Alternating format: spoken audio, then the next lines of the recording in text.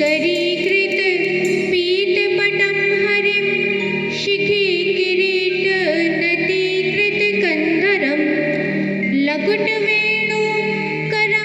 चलकुण्डलं पटुतरं नटवेषधरं भजे भजे वसन्तं नवनीतचौरं गोपाङ्गनानामनुकूलचौरम् अनेकजन्मार्जितपापचौरं चौराग्रगण्यपुरुषं नमामि श्रीहंसञ्च सनत्कुमारप्रवती वीणाधरं नारदं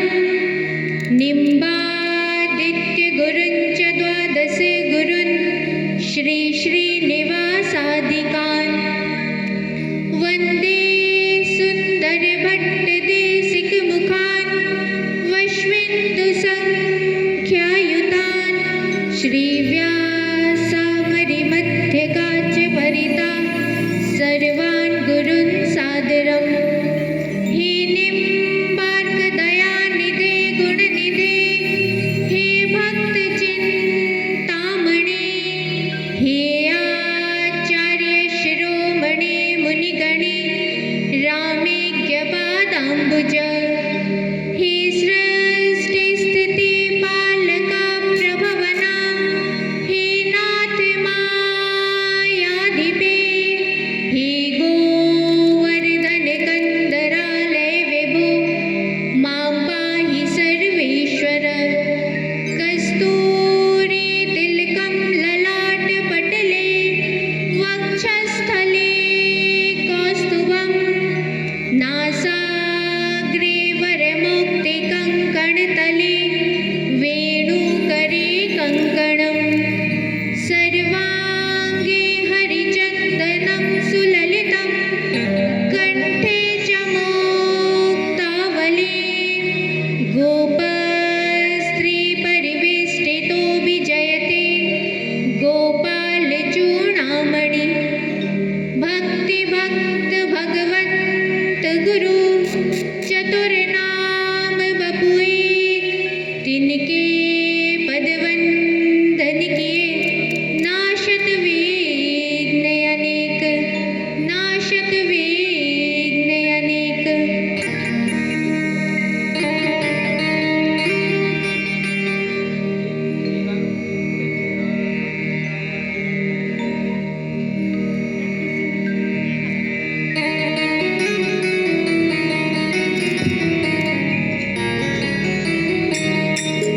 श्री राधे राधे गोविंद गोविंद राधे श्री राधे राधे गोविंद गोविंद राधे जय राधे राधे गोविंद गोविंद राधे श्री राधे राधे गोविंद गोविंद राधे गोविंद राधे गोपाल राधे गोविंद राधे गोपाल राधे गोविंद राधे गोपाल राधे गोविंद राधे गोपाल राधे जय राधे राधे गोविंद गोविंद राधे जय राधे राधे गोविंद गोविंद राधे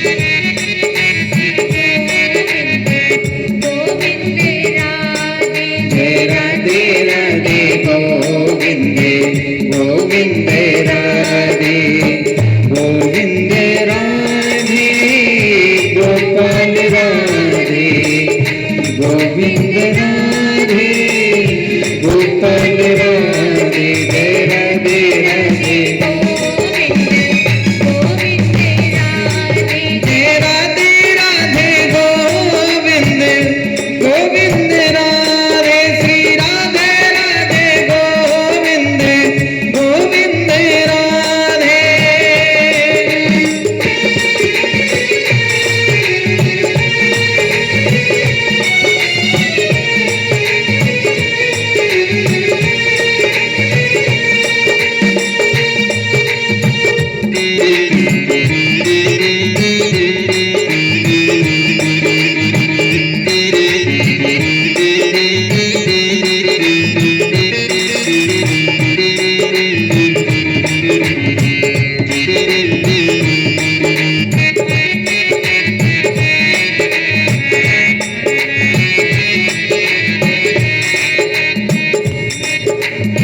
गोविंद राधे गोपाल राधे गोविंद राधे गोपाल राधे श्री राधे राधे गोविंद राधे श्री राधे राधे गोविंद गोविंद राधे जय राधे राधे गोविंद राधे जय राधे राधे गोविंद गोविंद राधे जय राधे राधे गोविंद गोविंद राधे जय राधे राधे गोविंद गोविंद राधे जय राधे राधे गोविंद गोविंद राधे ये गोपाल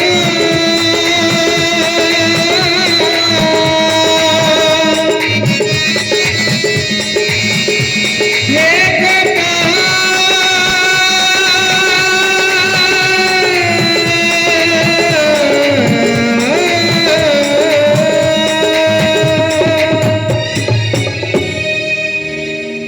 बोलिए भक्तवत्सल भगवान की जय राधा सर्वेश्वर भगवान की जय गिरिराज महाराज की जय वृंदावन बिहारी लाल की जय गंगा मैया की जय कपिल देव भगवान की जय परीक्षित जी महाराज की जय शुकदेव भगवान की जय निम्बार्क भगवान की जय पूज्य सद्गुरुदेव भगवान की जय जय जय श्री राधे श्याम।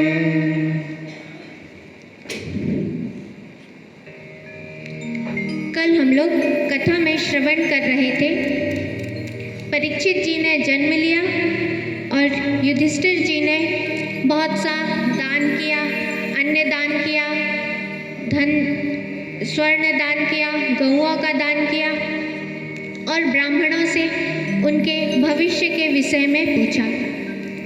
ब्राह्मणों ने कहा सा एस लोके विख्यात परीक्षिदिति यत् प्रभु, यह इस श्लोक में परीक्षित के नाम से विख्यात होंगे क्योंकि इन्होंने अपने गर्भ माता के गर्भ में जिस दिव्य पुरुष का दर्शन पा चुके थे उन्हीं का यहाँ पर परीक्षण करेंगे कि इस संसार में वह पुरुष कौन है जिसका मैंने गर्भ में दर्शन किया था। इसी का परीक्षण करने के कारण इनका नाम परीक्षित होगा। परीक्षित जी धीरे धीरे बड़े हुए और इधर विदुर जी हस्तिनापुर लौटकर आए। विदुर जी को उद्धव जी से ज्ञात हुआ कि महाभारत युद्ध समाप्त हो गया है। विदुर जी महाभारत युद्ध के पूर्व ही तीर्थाटन करने के लिए चले गए थे। विदुर जी लौटकर आए हस्तिनापुर और उन्होंने धृतराष्ट्र और गांधारी को उपदेश दिया। विदुर जी ने कहा राजन महाराज, देखिए यह भयंकर समय आ गया है।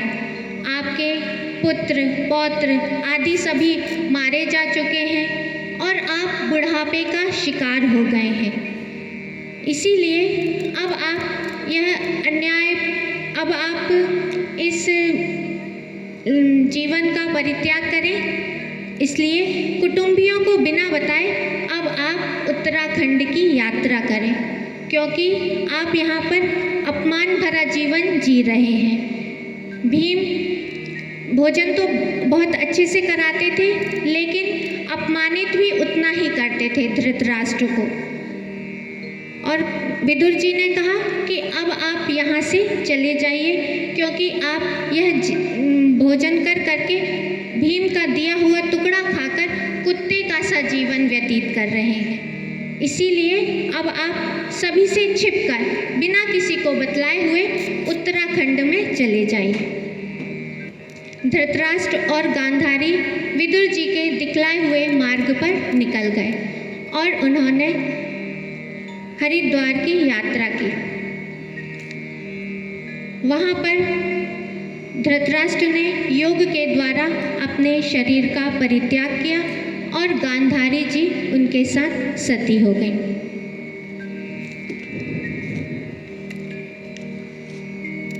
और यहाँ युधिष्ठिर जी को बड़ा ही अपशकुन हो रहा था, क्योंकि भगवान द्वारिका चले गए थे और भगवान के साथ अर्जुन भी गए थे द्वारिका। युधिष्ठिर जी ने भीम से कहा, गता सप्ताधुना मासा भीमसेन तवार्जुन। भीम, तुम्हारे भाई अर्जुन को गए 7 महीने व्यतीत हो गए हैं और अभी तक अर्जुन लौटकर नहीं आए हैं। उसी समय अर्जुन लौटकर आए। अर्जुन रो रहे थे। युधिष्ठिर जी ने पूछा, भाई आप क्यों रो रहे हैं, क्या कारण है? अर्जुन ने कहा, वंचितो हम महाराजा हरिणा बंधु रूपिणा येन मे परितं तेजो देव विस्मापनं महत्। अर्जुन ने कहा कि भगवान श्री कृष्ण ने मुझे ठग लिया। जिस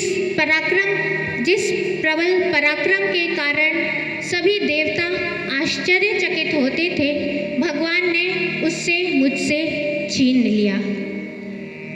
भगवान श्री कृष्ण के रूप में जो मेरे भ्राता सखा नहीं मेरे हृदय ही थे, वह उनसे मैं वंचित हो गया।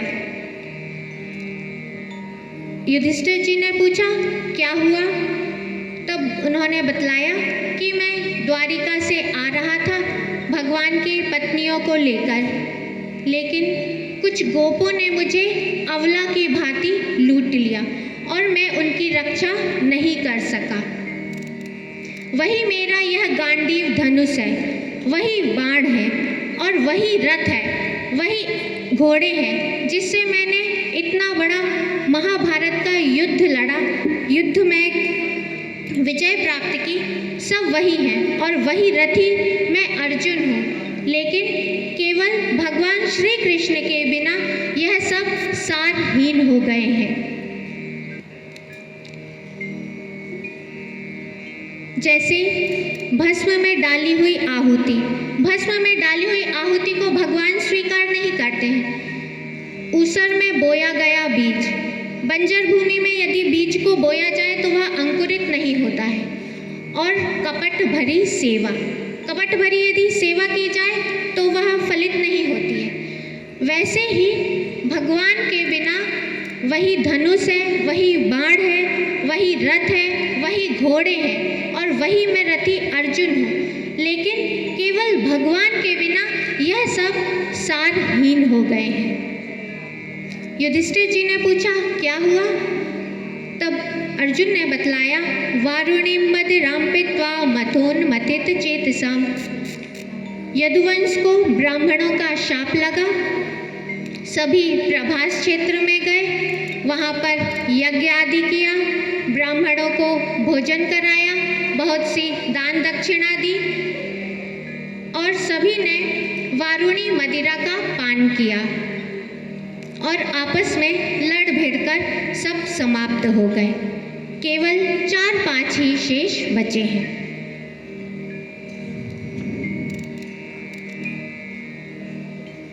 जैसे ही सुना युधिष्ठिर जी ने कि यदुवंश का संहार हो गया है और भगवान ने स्वधाम गमन किया, यह समाचार सुनकर युधिष्ठिर जी ने स्वर्गारोहण का निश्चय किया। कुंती जी को भी जब ज्ञात हुआ कि भगवान इस धरा को छोड़कर चले गए हैं, तब कुंती जी ने भी अपने मन को भगवान श्री कृष्ण के चरणों में लगाकर इस जन्म मृत्यु के चक्र से हमेशा के लिए मुंह मोड़ लिया। जो इस पावन चरित्र का श्रवण करता है उसे परमहंसों की गति प्राप्त होती है। परीक्षित जी राजा बने और उत्तर की पुत्री इरावती के साथ विवाह किया। जन्मेजय आदि 4 पुत्र हुए। जैसे ही परीक्षित जी राजा बने तब उन्हें ज्ञात हुआ कि मेरे राज्य में कली ने प्रवेश कर लिया है, जिससे राजा परीक्षित दुखी नहीं हुए और अपना धनुष लेकर रथ में सवार होकर निकल पड़े कली को पकड़ने के लिए। जैसे ही परीक्षित जी निकले तब उन्होंने एक जगह देखा,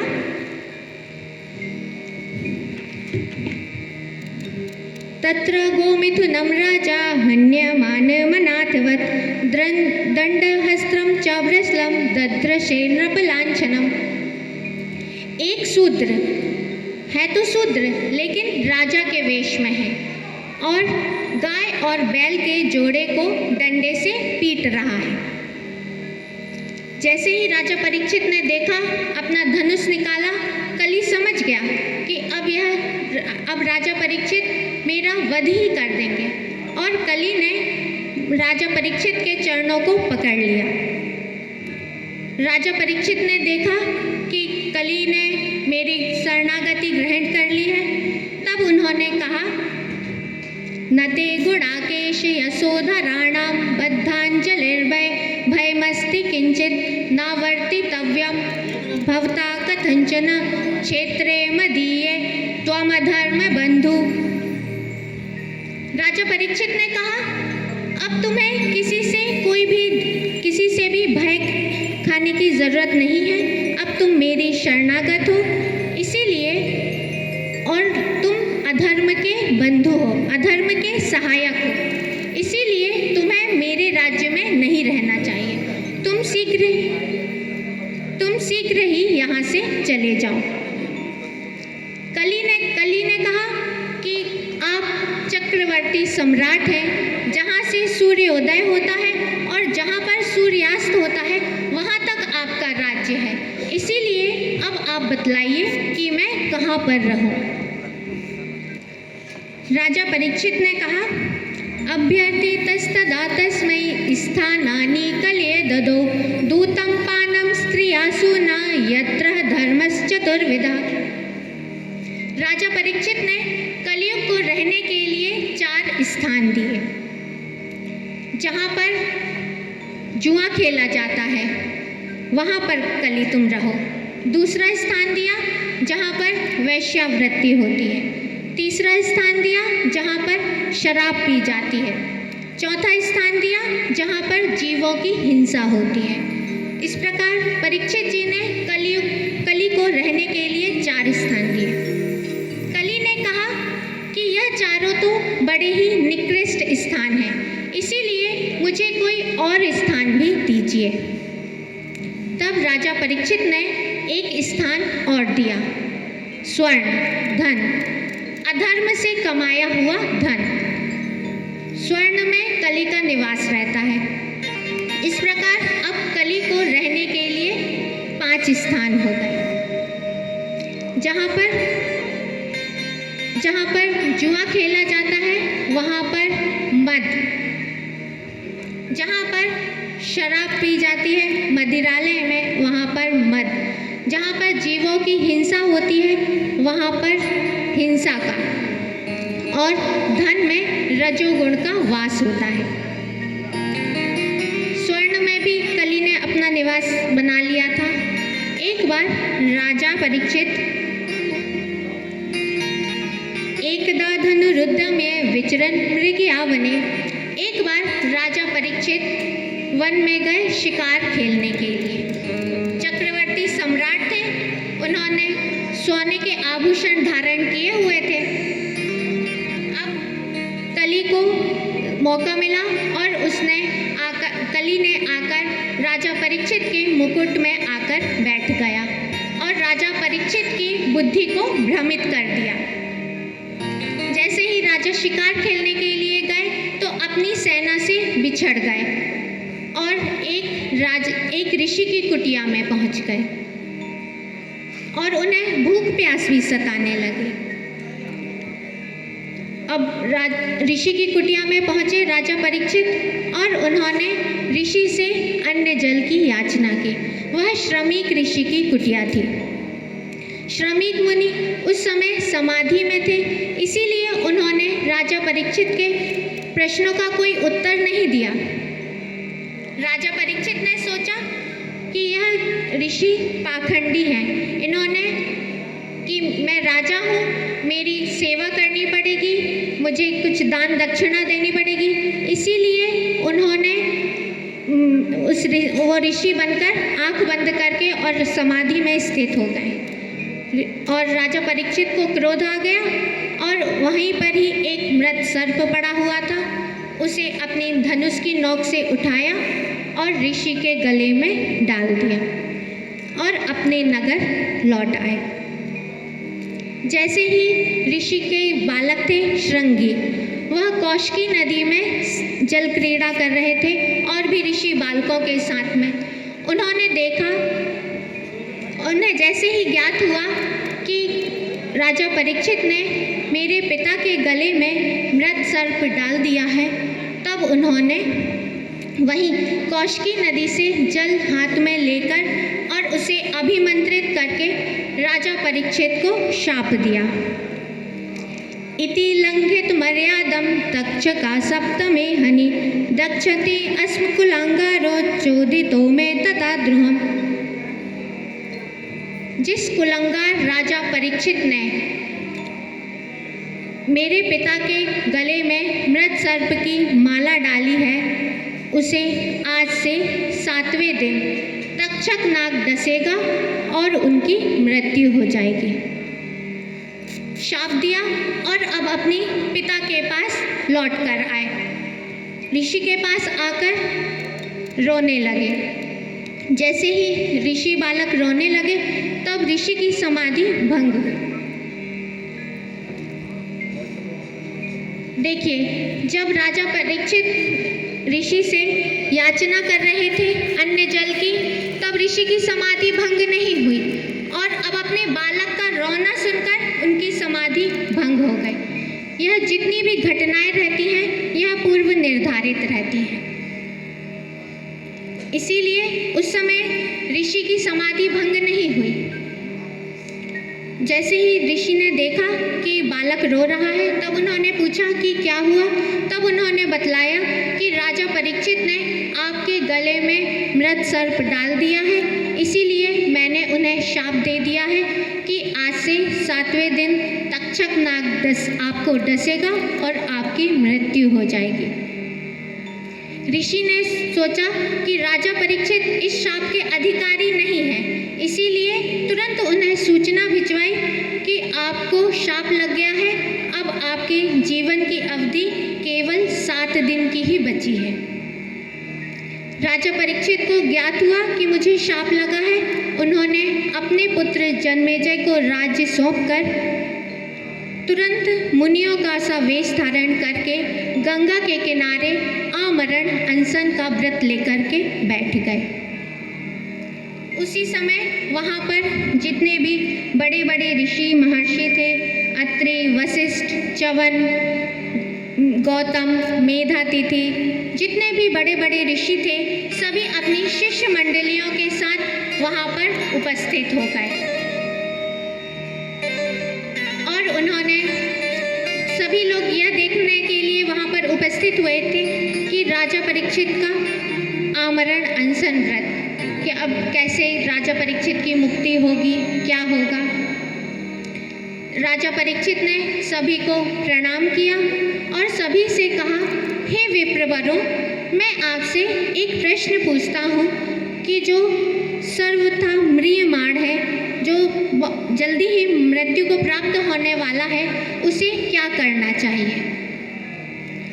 राजा परीक्षित इस प्रकार प्रश्न ही कर रहे थे। उसी समय तत्राभवद् भगवान् व्यासपुत्रो यद्रक्ष्यागामट् मानोऽनपेक्षा अलक्ष्यलिङ्गो निर्जलाभतुष्टो व्रतश्च बालैरवधूतवेषा।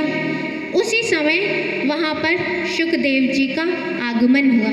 बोलिए शुकदेव भगवान की जय।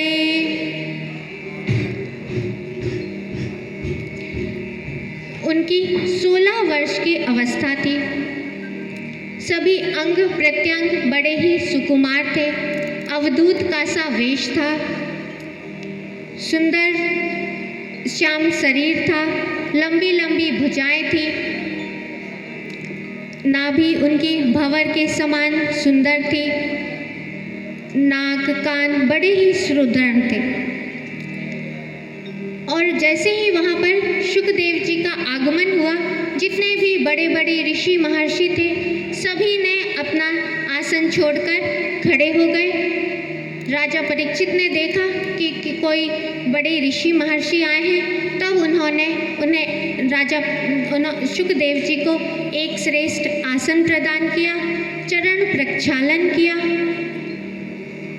और कहा, अतः पृच्छामि संसिद्धिं योगिनां परमं गुरु पुरुषस्य यत्कार्यं म्रियमाणस्य सर्वथा। राजा परीक्षित ने शुकदेव जी से कहा, जो सर्वथा म्रियमाण है, जिसकी मृत्यु कुछ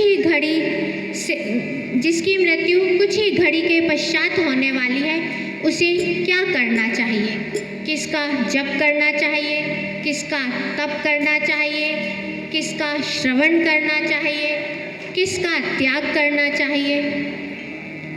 क्योंकि आप जैसे महापुरुषों का आगमन ऐसे ही नहीं होता है और आप किसी गृहस्थ के यहाँ उतनी देर भी नहीं ठहरते हैं जितनी देर एक गाय दूही जाती है। इसीलिए मैं आपसे यह प्रश्न पूछ रहा हूँ कि उसे क्या करना चाहिए। राजा परीक्षित ने यह नहीं पूछा कि मुझे शाप लगा है और मेरी मृत्यु 7 दिन में होने वाली है, मुझे क्या करना चाहिए। उन्होंने सभी के लिए प्रश्न किया। अब हम लोग द्वितीय स्कंद में प्रवेश कर रहे हैं। यहाँ से शुकदेव जी ने कहना प्रारंभ किया है। शुकदेव जी ने कहा, वर्यानेस ते प्रश्न क्रतो लोकहितं नृप आत्मविद सम्मतः पुंसां श्रोतव्यादिषु या परा। शुकदेव जी ने कहा, राजन, आपने बड़ा ही उत्तम प्रश्न किया है। महापुरुष लोग ऐसे प्रश्नों का बड़ा ही आदर किया करते हैं। और कहा, राजन, जो पुरुष अभय पद को प्राप्त करना चाहता है, उसे तो केवल भगवान श्री कृष्ण की कथाओं का, लीलाओं का श्रवण करना चाहिए, कीर्तन करना चाहिए, स्मरण करना चाहिए। अब मैं आपको इदं भागवतं नाम पुराणं ब्रह्म संहितं अधीतवान् द्वापरादौ पितृद्वैपायनादम्। अब मैं आपको भागवत की कथा सुनाऊंगा, जिसे मैंने अपने पिता व्यास जी से उसका अध्ययन किया है। अब मैं वही भागवत की कथा आपको सुनाऊंगा, क्योंकि जो घर गृहस्थ में आसक्त पुरुष हैं, उन्हें तो भगवान की कथाओं का, लीलाओं का स्मरण करने का समय ही नहीं मिलता है। उनका तो पूरा जीवन कुटुंब के पालन पोषण में, धन के संचय में ही लगा रह जाता है। उन्हें इतना अवकाश ही नहीं मिलता है कि वह अपने लिए अपने आत्म कल्याण के लिए कुछ कार्य करें, कुछ समय अपना निकालें। आपने खटवांग नाम के राजा का तो नाम सुना ही होगा। जब उन्हें जैसे ही ज्ञात हुआ कि मेरे जीवन की घड़ी अब केवल आधी घड़ी ही शेष रह गई है, तब उन्होंने समस्त आसक्तियों का परित्याग करके आधी घड़ी में ही भगवान के परम पद को प्राप्त कर लिया था। अभी तो तुम्हारे जीवन की घड़ी 7 दिन है। 7 दिन में तुम्हें अपने जीवन के, अपने मोक्ष के लिए जो कुछ भी करना चाहते हो वह तुम्हें सब कर लेना चाहिए। मनुष्य जीवन का केवल इतना ही कार्य है, इतना ही महत्व है कि अपने जीवन को चाहे धर्म से, भक्ति से, ज्ञान से अपने जीवन को ऐसा बना लेना चाहिए कि मृत्यु के समय में भगवान की स्मृति बनी रहे।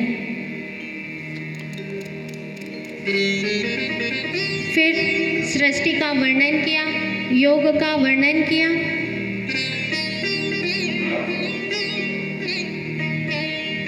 सृष्टि का वर्णन करते हुए शुकदेव जी ने बतलाया कि भगवान की नाभि से कमल की उत्पत्ति हुई, कमल से ब्रह्मा जी की उत्पत्ति हुई। और ब्रह्मा जी ने, जैसे ही ब्रह्मा जी की उत्पत्ति हुई उस समय ब्रह्मा जी घबरा रहे थे और उन्हें केवल 4 चीज़ें ही दिखलाई दी। ब्रह्मा जी ने स्वयं अपने आप को देखा, आकाश को देखा, कमल को देखा और जल को देखा। ब्रह्मा जी घबरा रहे थे, तब उन्हें 2 शब्द सुनाई पड़े, ता और पा। तप करो, तप करो। तब ब्रह्मा जी ने तप किया, जिससे भगवान प्रसन्न हो गए और भगवान ने कहा कि आपको क्या चाहिए। ब्रह्मा जी ने कहा कि मैं इस सृष्टि को कैसे इस सृष्टि का विस्तार कैसे करूं, यह ज्ञान मुझे बतलाइए। तब भगवान ने चतुर्श्लोकी भागवत का वर्णन किया।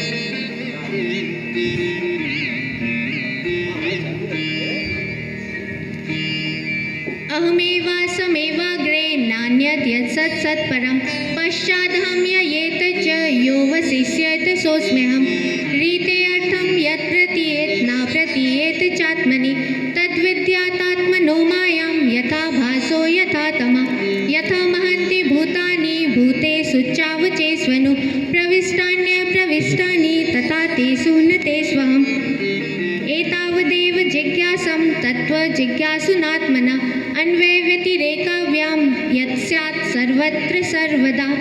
इस चतुर्श्लोकी का उपदेश दिया।